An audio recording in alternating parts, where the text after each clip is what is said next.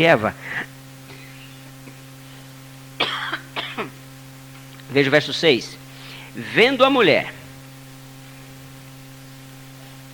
que a árvore era boa para se comer. Pronto. Vendo. Começa aqui, ó. Por causa de um coração errado. Tudo começou com um coração errado. Agora, vendo a mulher, esse negócio é bom. Começa com os olhos. Concupiscência dos olhos. Concupiscência dos olhos. Começa com os olhos. As irmãs vão pela rua e passam diante de uma loja de vestidos. Oh, coisa terrível. Quando eu viajo com a minha esposa, que chega diante de eu fico olhando, que tem uma loja de roupas femininas, bonitas, eu chamo, querida, vamos atravessar, vamos tomar um café do outro lado da rua e tal, viro na primeira esquina, né? Porque os olhos, quando o olho vê, o que o olho vê, o coração não apetece, né? Foi isso que aconteceu com Eva, ela viu, então a concupiscência dos olhos estava nela, né? Porque ela tinha um coração errado, né? Então tudo começa quando você vê, né? Ou seja um vestido, ou seja um carro na loja, ou seja o que for, tudo começa quando você vê, né? Davi caiu quando ele viu aquela mulher lá tomando banho numa situação que tentou ele. Tudo começou com a vista, né? Então era boa para se comer, agradável aos olhos, concupiscência dos olhos, concupiscência da carne, e desejável para entendimento, soberba da vida. 3 coisas que levam a pessoa a cair, a pessoa que tem um coração errado: concupiscência dos olhos, concupiscência da carne, escreva isso, e soberba da vida. É isso que leva a pessoa a cair quando ele tem um coração errado. Isso está em 1 João 2,16. Concupiscência dos olhos, concupiscência da carne. O olho vê, a carne quer experimentar. Soberba da vida. Então, amém. Soberba da vida é o desejo de realização. O desejo de fama é soberba da vida, né? O desejo de realização, isso é carne, isso é rebeldia, isso parte de um coração errado.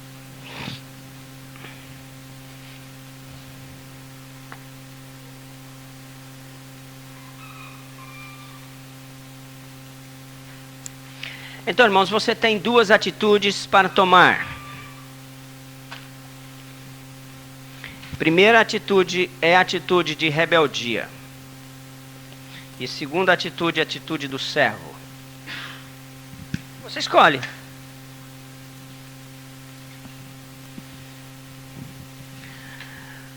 Todo ato de rebeldia glorifica Satanás. Toda atitude de servo glorifica a Deus.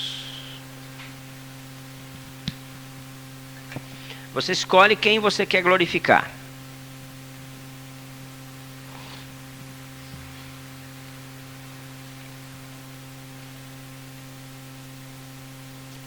Uma outra ideia que eu quero deixar com vocês em relação a isso. A atitude da pessoa que tem um coração rebelde a leva para baixo. A leva à queda. Ela cai. Toda pessoa que tem atitudes rebeldes, ela sempre desce na sua vida espiritual, né? Porque ela se torna o quê? Discípula de Satanás. Felipe, fica em pé um pouquinho. Ela se torna discípula de Satanás. Então, da mesma sorte que Satanás está descendo, ela também vai descer, né? Satanás estava lá perante o trono, caiu para o segundo céu, vai cair para a terra, vai cair para o abismo e depois para o lago de fogo. Queda, queda, queda, queda, queda, queda. É de mal a pior. E o servo vai de bem a melhor. Essa é a pequena diferença entre o rebelde e o servo.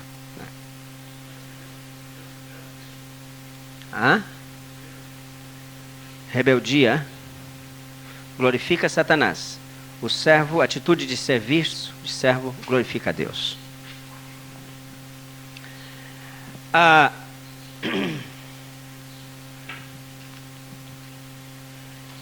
questão, irmãos, é muito profunda. Não basta você ter um conhecimento. Você está recebendo alguns conhecimentos a respeito desse assunto, mas isso não é suficiente. Você precisa conhecer a autoridade, conhecer o princípio no seu coração, ter uma experiência. Agora, tudo isso começa quando você diz, eu quero, né? Eu quero. Eu decido ser servo, né? É assim que começa.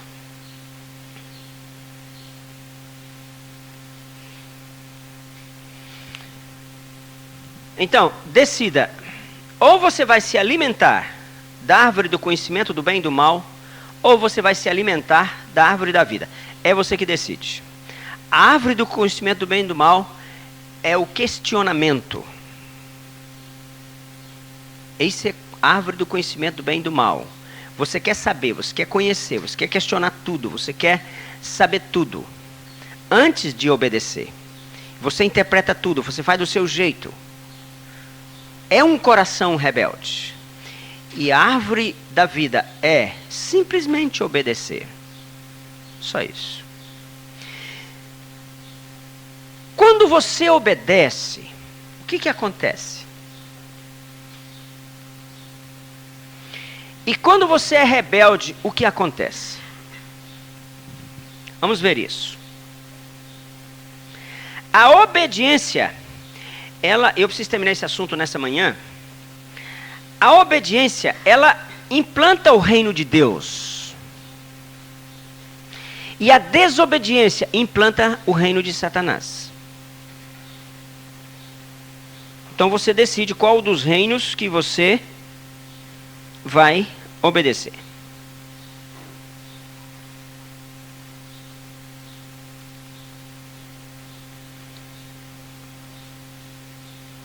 A obediência só pode partir de um coração submisso.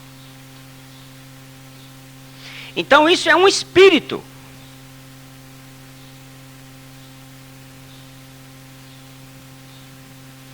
Porque você pode obedecer, mas com um coração insubmisso. A obediência, no caso, ela é só explícita, ela não é implícita. Porque ela está partindo de um coração insubmisso.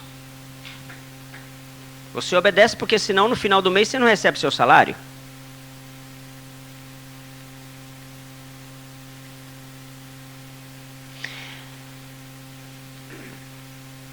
Aqui está a razão principal pela qual os pais devem usar a vara em relação a seus filhos. Para que os filhos conheçam a autoridade. O filho precisa conhecer o que é autoridade. E se for necessário, através da vara. A vara do pai ou da mãe vai doer menos do que a vara do soldado ou do delegado. Eles vão bater sem piedade. E você vai bater com o coração cheio de amor pelo seu filho. O seu filho precisa conhecer o que é autoridade. Ensinem isso nas suas igrejas. Porque tem pais aprendendo como educar os filhos através da televisão. Isso é uma tragédia. Eles têm que aprender como educar o filho através da palavra. e através dos psicólogos, que não entendem nada dessas coisas. Eles não entendem sobre autoridade, porque eles caminham no princípio da rebeldia. Como é que eles vão ensinar uma coisa que eles não entendem?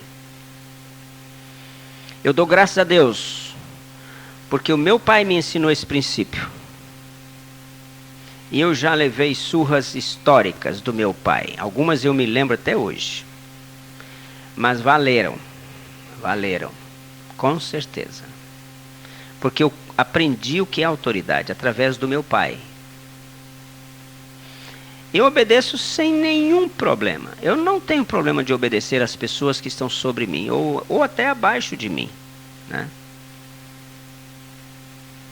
Eu não tenho problema de obedecer. E os meus 4 filhos, que eu e minha esposa tivemos, todos eles apanharam bastante, especialmente o Weber. Foi o que mais apanhou lá em casa, né? O que mais apanhou foi ele. Todos apanharam, né? Mas eles conhecem o que é autoridade.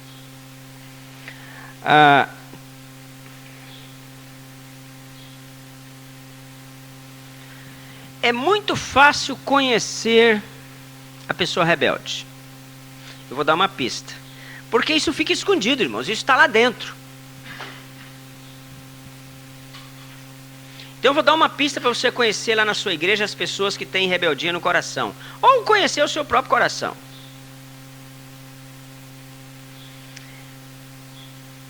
O que acontecerá com você se o seu pastor falhar? Seu pastor pisou na bola. O que vai acontecer com você? É nesses momentos, quando a autoridade falha, a autoridade que está sobre mim, que eu passo a conhecer o meu coração. Deus permite que nós passemos por situações assim para que o nosso coração se revele. O que foi que aconteceu com Cão quando Noé, seu pai, encheu a cara? Hã? Qual foi a atitude de Cão? Né? Vem ver, nosso pai está nu. Aconteceu muita coisa séria ali naquele dia. Mas, eu estou chamando a atenção para esse ponto. Vem ver. Nosso pai está nu. Está bêbado e está nu. Quando a autoridade falha, é que o coração rebelde se expõe. Porque no fundo ele se alegra. Está vendo? E faz tempo que eu estou falando para vocês quem é o nosso pastor. Vocês não acreditavam. Agora está aí. Faz tempo que eu estou tentando mostrar para vocês. Está aí, ó. Esse é o coração de uma pessoa errada. Ou a atitude de uma pessoa com o coração errado, né? O que foi que aconteceu? Não me esqueça que eu preciso falar com vocês ainda nessa manhã sobre Mateus 20. Se eu esquecer, vocês me cobrem. O que foi que aconteceu em Levítico 10? Datã e Abirão ofereceram um sacrifício a Deus. Mas diz a Bíblia que eles ofereceram um fogo estranho, não foi? Por quê? Deixa eu ver aqui, Êxodo, Levítico,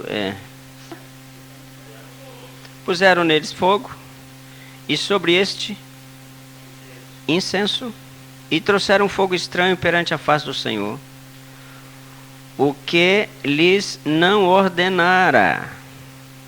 Olha, então saiu fogo de diante do Senhor e os consumiu, e morreram perante o Senhor.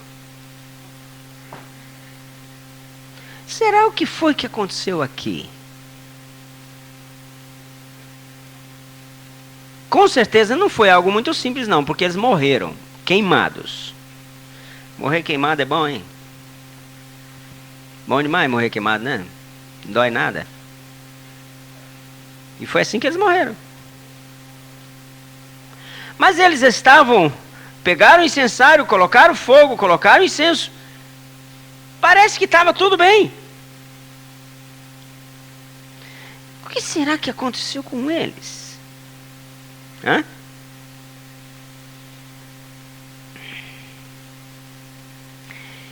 Eu vou dizer, eles tentaram servir a Deus do seu jeito, ao lado da autoridade que Deus havia constituído. Esse foi o problema. Morreram. Tem muita gente oferecendo fogo estranho diante do Senhor. Esse é um coração rebelde. Independência. Quiseram ser independentes.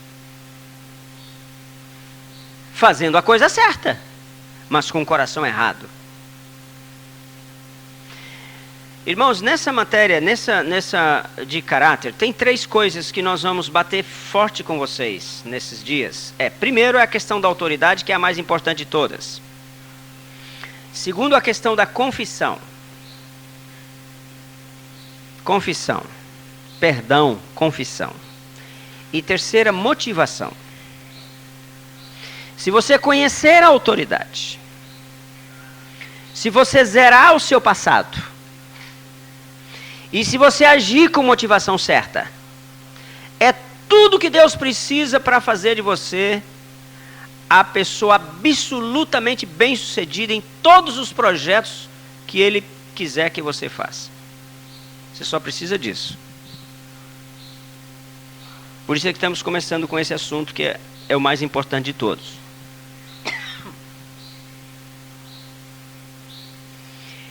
Em Números 16, houve aquela questão lá de Nadab e Abiú, que também se levantaram contra Moisés, lembram disso?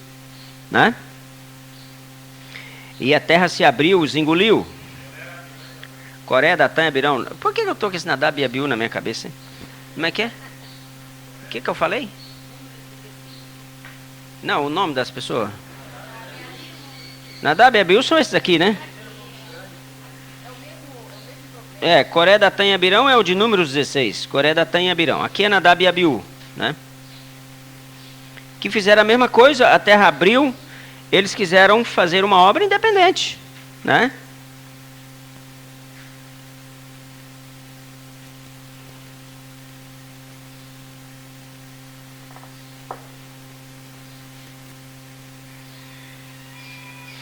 Veja 10:10, Levítico. Para fazer diferença entre o santo e o profano, entre o mundo e o limpo,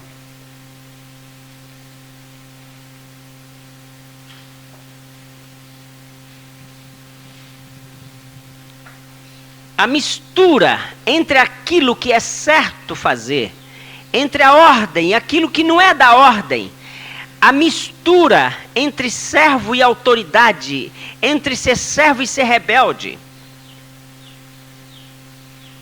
As pessoas misturam isso. As pessoas não sabem fazer diferença. E por isso morrem. E por isso a sua vida espiritual se torna inútil para Deus, né? Vamos continuar. O princípio da rebeldia é o princípio da morte. A rebeldia é contagiosa. Você sempre vai encontrar um coração aberto, disposto. Igual ao seu. Aí vem o contágio, as outras pessoas também são contaminadas. Talvez aquela rebeldia está lá latente no coração dela. Aí você chega e fala, mas você viu o que o pastor fez? Você viu o que o pastor falou ontem? Ela nem estava lembrando daquilo que o pastor falou. Ah, é mesmo, olha. Não é que você está certo. Aí você ganhou um adepto. Aí você fala para um terceiro, para um quarto. É um espírito contagioso.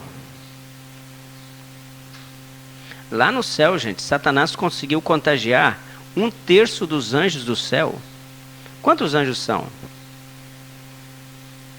A rebeldia é contagiosa. Lá no céu, imagina aqui na terra. Então, aqui os que não são pastores vão ser pastores e pastoras amanhã. Tome cuidado. Fique de olho. E eu vou dizer para vocês qual o principal trabalho de um pastor em uma comunidade. É vigiar o rebanho e fazer com que esse rebanho se torne um só. Esse é o principal trabalho. Vigiar e gerar a unidade nesse rebanho. Mas o rebelde quebra a unidade do rebanho. Outro dia um pastor me telefonou. O vice dele, cuidado com o vice, tem muito vice por aí, que tem dado problema para os pastores. Estava dando problemas sérios para ele, o que ele devia fazer. Outro pastor me telefonou dizendo que o vice havia confessado a ele que não era dizimista, o que ele devia fazer.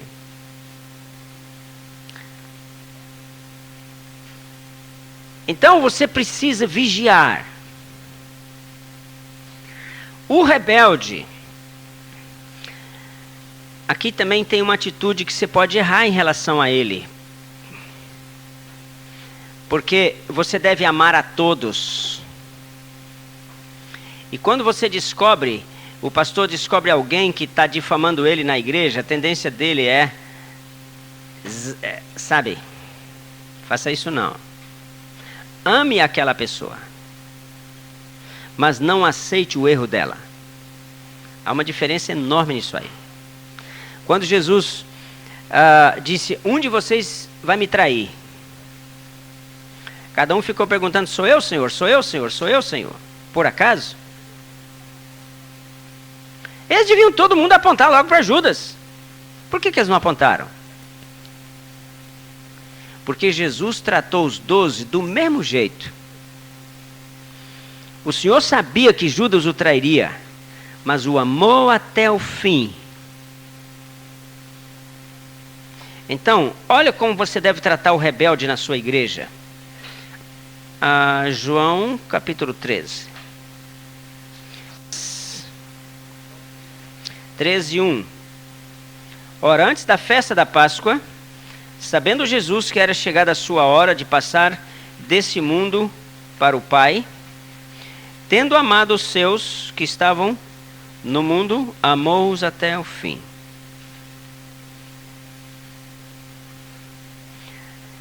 E ele lavou os pés de Judas. Ele lavou os pés de Judas.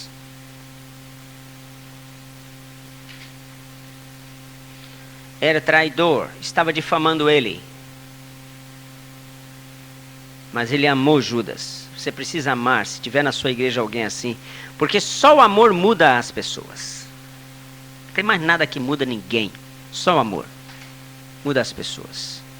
Se você puder amar as pessoas vão mudar.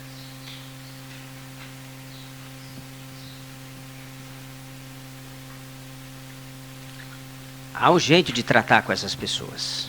Aqui não é uma aula própria para isso. Mas há um jeito de tratar. Trate do jeito bíblico com essas pessoas, tentando ajudá-las. Tentando trazer cura na alma delas, dessa doença terrível que é a rebeldia.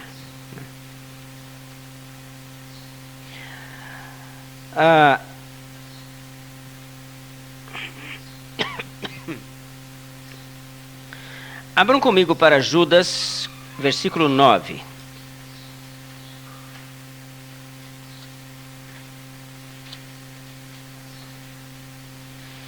Judas 9. Contudo, o arcanjo Miguel, quando contendia com o diabo e disputava a respeito do corpo de Moisés, não se atreveu a proferir juízo infamante contra ele, pelo contrário, disse: o Senhor te repreenda.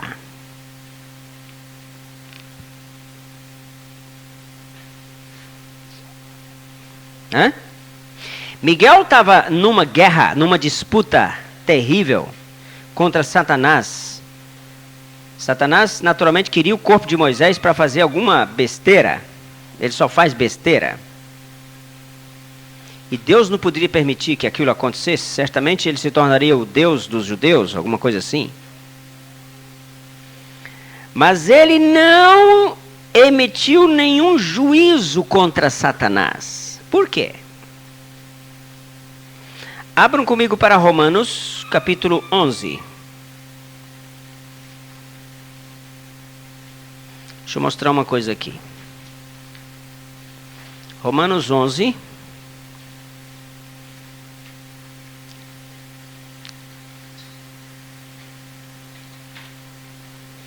Verso 29. Porque os dons e a vocação de Deus são irrevogáveis.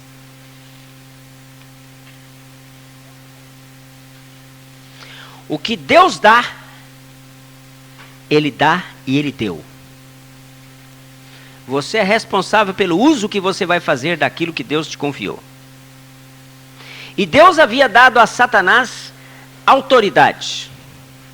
Porque Satanás era um querubim, Miguel é um arcanjo. Vocês estão aprendendo isso com o pastor Nivaldo, nós temos 4 classes de seres espirituais, ou de anjos. Nós temos os querubins, os serafins, os arcanjos e os anjos. Satanás está lá em cima, um querubim. Miguel está abaixo, um arcanjo. Miguel podia lutar com ele por ordem de Deus, para que ele não tomasse o corpo de Moisés. Mas Miguel não podia emitir um juízo infamante contra ele.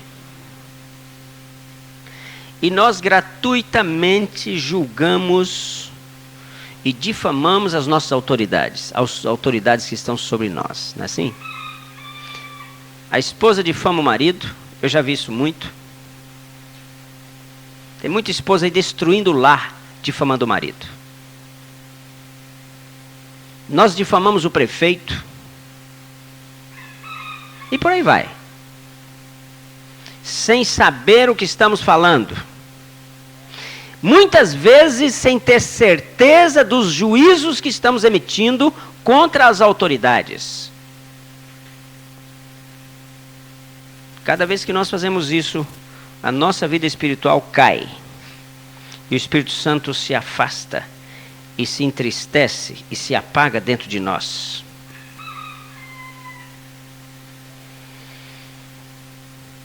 O povo de Deus, quando saiu do Egito e se acampou no Sinai, eles ficaram ali no Sinai 2 anos. Foi quando Moisés recebeu as tábuas da lei e tudo mais. Eles ficaram ali 2 anos. E dali eles partiram para Canaã. Se eles caminhassem em linha reta, eles demorariam 2 semanas para chegar a Canaã. Eles demoraram quanto tempo para chegar lá?